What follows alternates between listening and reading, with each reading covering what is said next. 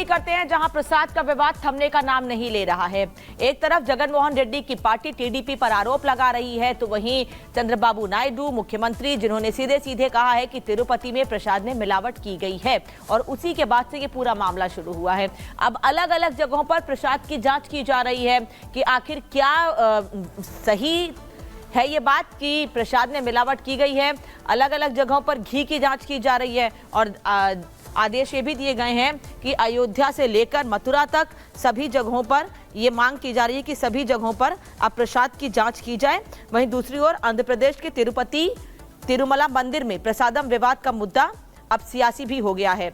पूर्व मुख्यमंत्री जगनमोहन रेड्डी अब तिरुपति मंदिर जाएंगे। 27 सितंबर को तिरुपति पहुंचेंगे और 28 सितंबर को भगवान वेंकटेश्वर की पूजा करेंगे। वाईएसआर कांग्रेस पार्टी ने क्षमा याचना अनुष्ठान का भी आह्वान किया है और लोगों को इस अनुष्ठान में शामिल होने की अपील की है।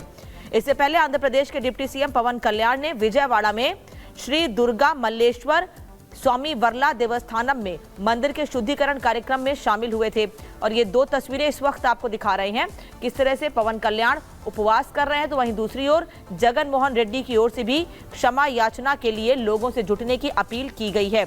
लड्डू विवाद सामने आने के बाद पवन कल्याण प्रायश्चित के लिए 11 दिन का उपवास कर रहे हैं, तस्वीर आप देख रहे हैं, और 1 और 2 अक्टूबर को तिरुपति मंदिर में पूजा अर्चना करेंगे। लड्डू विवाद को लेकर टीडीपी और बीजेपी वाईएसआर कांग्रेस आमने सामने है, लेकिन अब वाईएसआर कांग्रेस के नेता भी क्षमा याचना के लिए जाएंगे।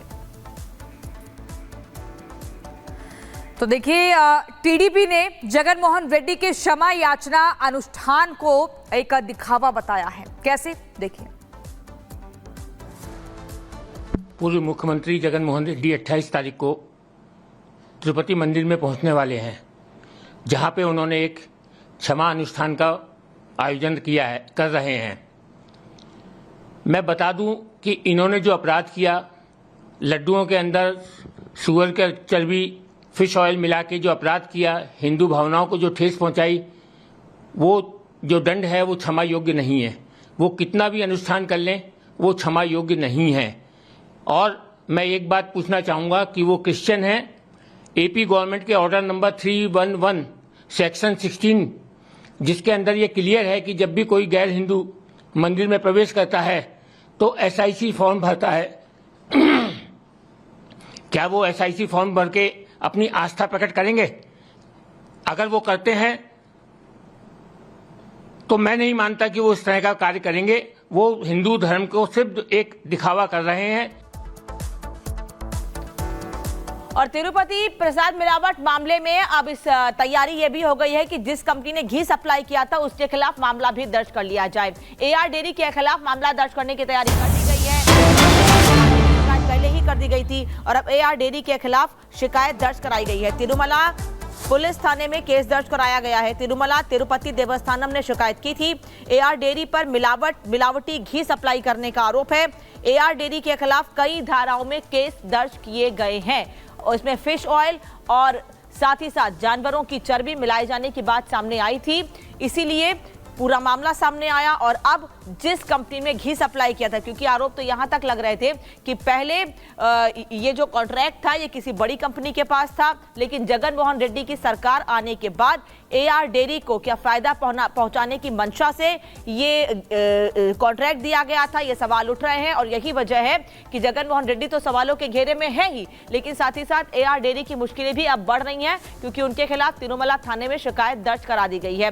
तो एक तरफ इस पूरे मामले में ये दिखाने की कोशिश की जा रही है कि उपवास के जरिए या फिर क्षमा याचना के जरिए अपनी गलती का प्रायश्चित करना चाहते हैं नेता, तो वहीं दूसरी ओर अब मामले की जांच पुलिस आगे बढ़ा रही है। तिरुपति प्रसादम विवाद पर हमने जगत गुरु स्वामी राम भद्राचार्य जी से बात की। सुनिए उन्होंने क्या कुछ कहा। तिरुपति में जो कुछ हुआ वो बहुत अभद्र हुआ, जबकि तिरुपति सबसे श्रेष्ठ संस्था है और अब हम सब हिंदू एकजुट होंगे और इस अपमान का दंड देंगे। कुछ भी हो जाए, हमारी 1857 जैसी परिस्थिति बन गई। मंगल पांडे इसी पर तो आक्रोशित हुए थे उनको कारतूस मुख से छूनी पड़ती थी, उसमें गाय की चर्बी लगी थी। वही हमारे प्रसाद में हुआ। अब हम सब इकट्ठे होंगे और इस अपमान का कठोरता से दंड देंगे।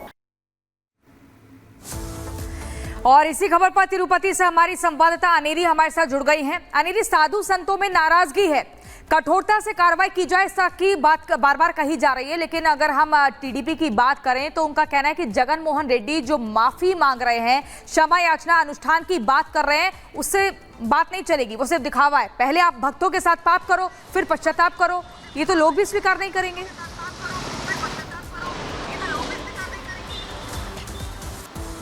जी हाँ, जिस तरह से हम ये पूरा विवाद देख रहे हैं तिरुमला लड्डू के मामले में, जहाँ एक तरफ चंद्रबाबू नायडू ने, आंध्र प्रदेश के मुख्यमंत्री ने ये आरोप लगाया है जगन मोहन रेड्डी को के ऊपर कि उनकी सरकार के समय अडल्ट्रेटेड घी जो है वो सप्लाई हुआ था, जिसमें आप एनडीडीबी की रिपोर्ट भी देख सकते हैं, जहाँ पे फिश ऑयल और बीफ के प्रेजेंस पाया गया है तिरुपति के लड्डू में।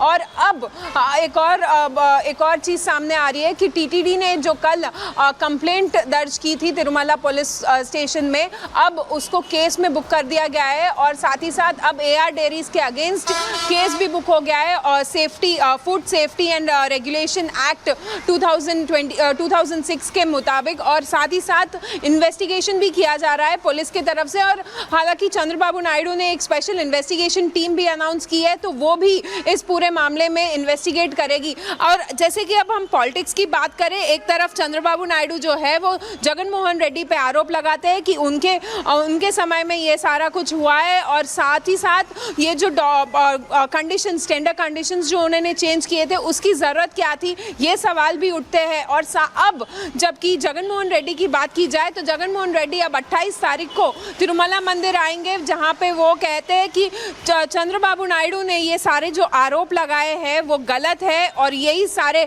आरोप मिटाने के लिए और ये सारे एलिगेशंस जो चंद्रबाबू नायडू